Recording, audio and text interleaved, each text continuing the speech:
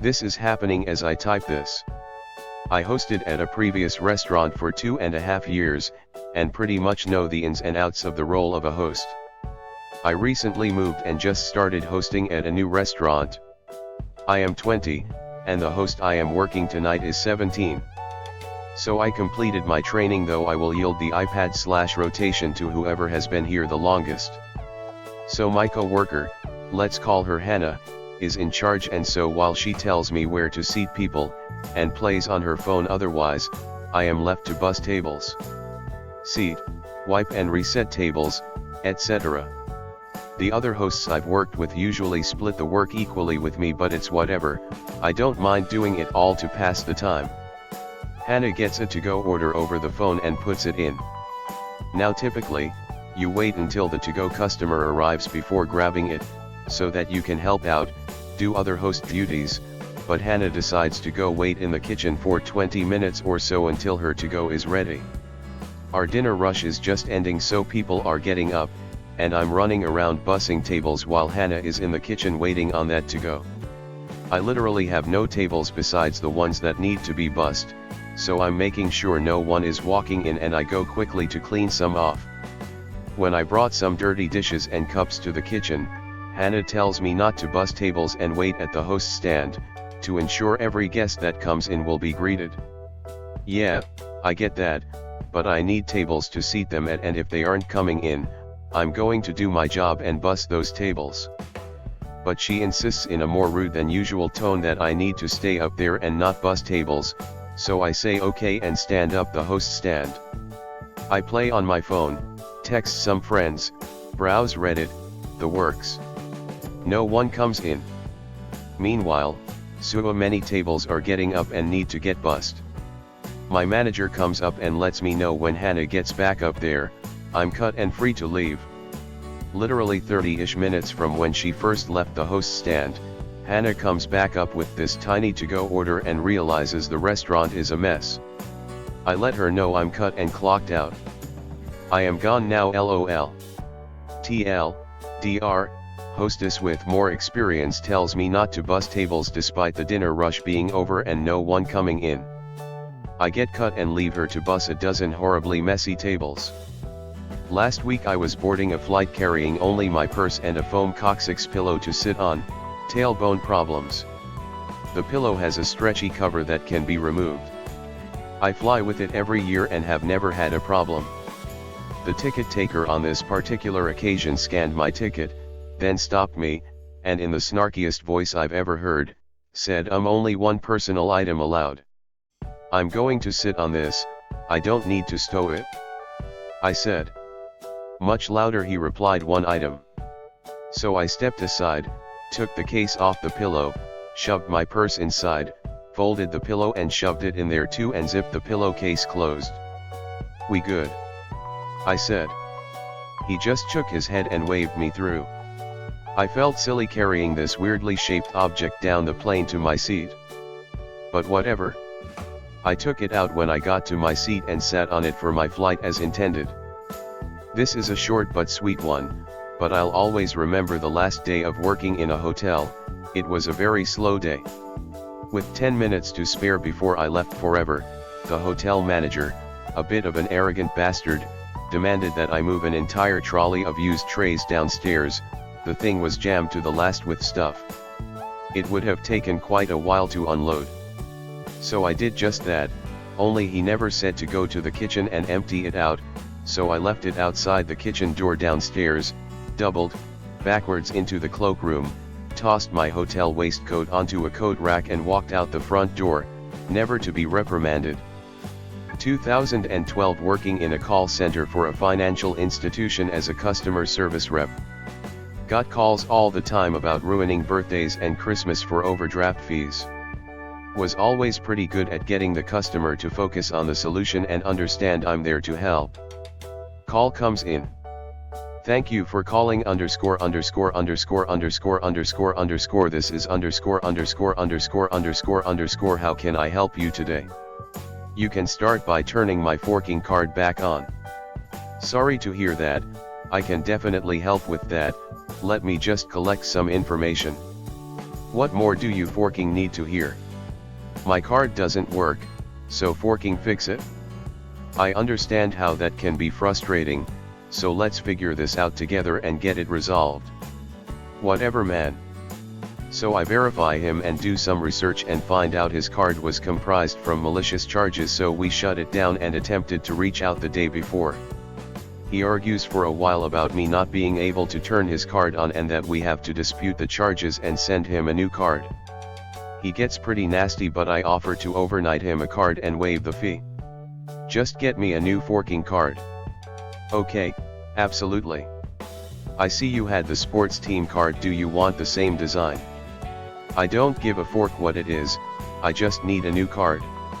Okay, sounds good. The new one will be there via FedEx tomorrow, make sure you are there to sign for it. He hangs up, and I sent him the card with kittens on it. My sister recently came back from uni in another. Before she left, she had a car my dad bought for her and she used for 1 year till she left, and I got my license in the meantime and started driving. When she came back, I had an ongoing internship and needed the car from about 8:30 till 1:30, which is usually when she wakes up. So no problem with me using the car at that time. But this time I had to run some errands after work and came back a little later than usual. While doing so, I got a call from an angry sister saying I have asked before taking the car, and that she asked my dad to buy that car for a reason and that I can't just simply take the car. My dad only gives me allowance for food and he pays for fuel to get to my workplace. However, that hardly happens because he's hardly around and too tired to refuel the car, and I'm not old enough for a credit card, but my sister has one. She uses the car on a daily basis and refuses to use the card to refuel the car, and I have been paying for all the fuel myself just because she is lazy. After getting that phone call, I quickly did what I had to do and got home at about 4. She demands her car keys and repeats what she said on the phone. I wasn't mad. That car was for the both of us, and sure, I admit I should have told I'd be late. But she was angry. Then I come to the realization that I've been paying for all that fuel and she's been a lazy ass for the entire time she's been here. I usually play games till 2 or 3 a.m. with friends, but this time I skipped. I took the car at night and drove until the very last drop of fuel. Till the last bar and then the petrol sign. Since I don't get to have the car anymore until my dad gets involved, of course, I took an Uber this time to work and let her use the car. It was too late when she realized she had no fuel at all and was on a highway far away from a gas station. Wish I was there to see her face. A couple of years ago, I stopped at Lowe's to exchange my empty propane tank. I had just finished securing the new one in my trunk when I heard a shout from across the parking lot.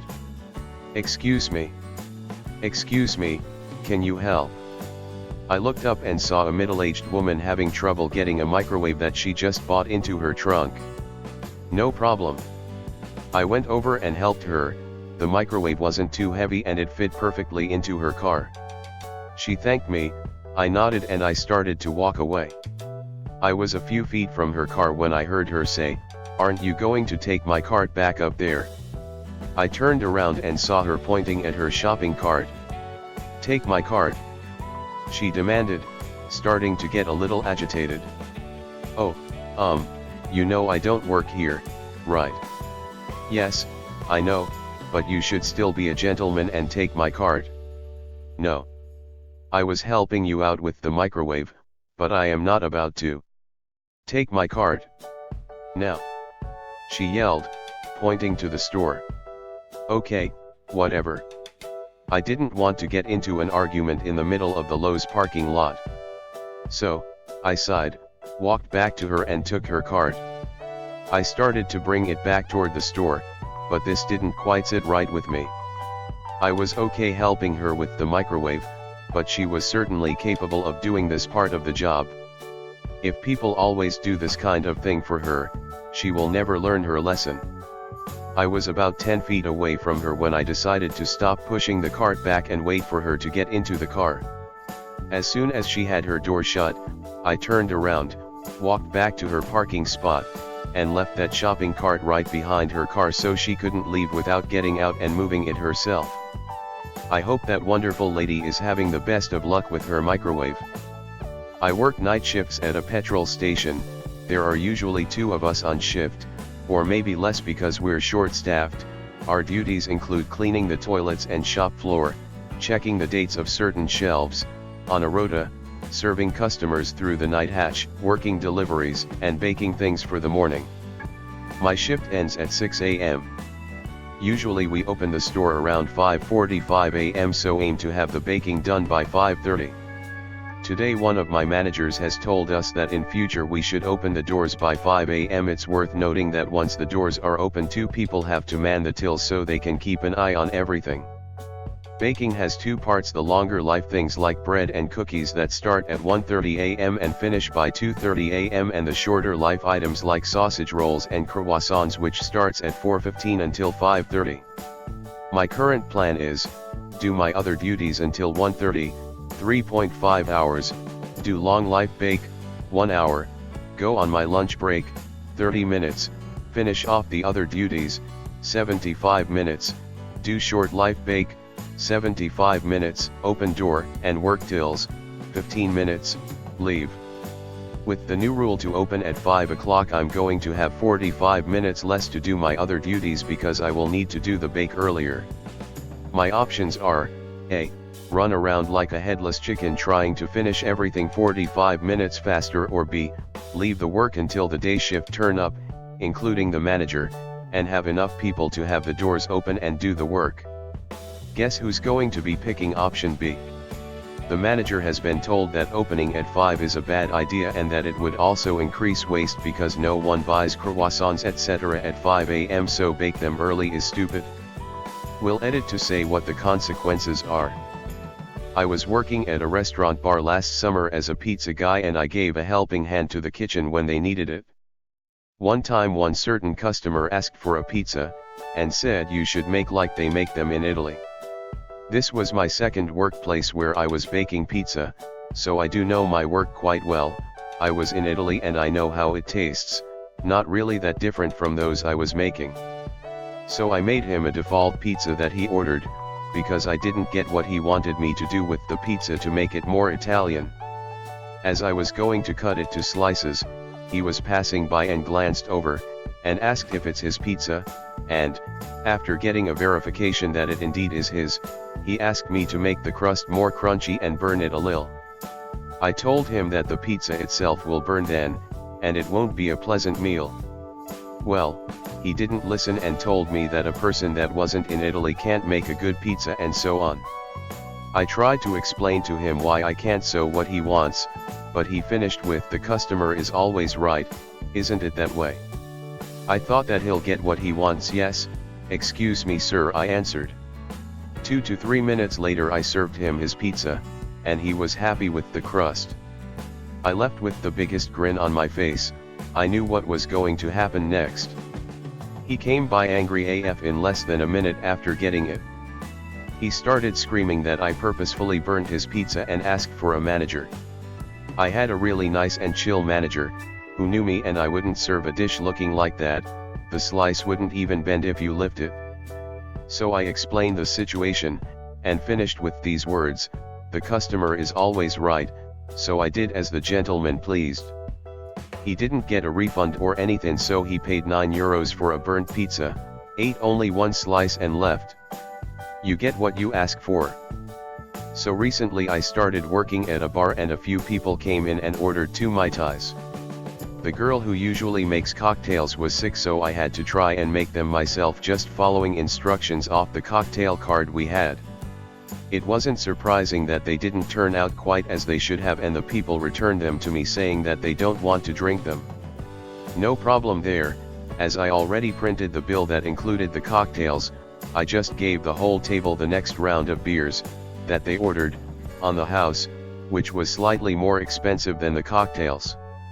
As they were leaving and wanted to pay, they saw the Mai Tais on the bill and the man who was paying told me that he won't pay for that.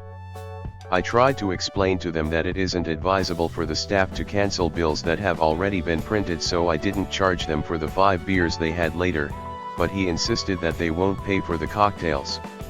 So I got back to the register, cancelled the cocktail bill, printed out a bill for 5 beers and got back to their table.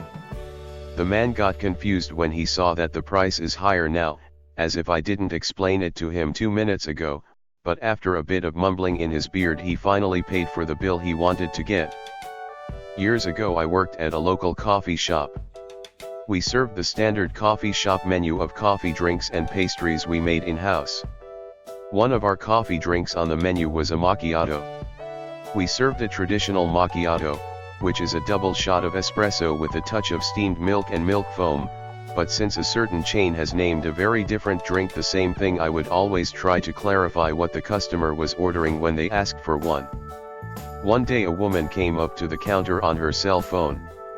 She briefly pulled the phone away from her head long enough to mouth caramel macchiato at me.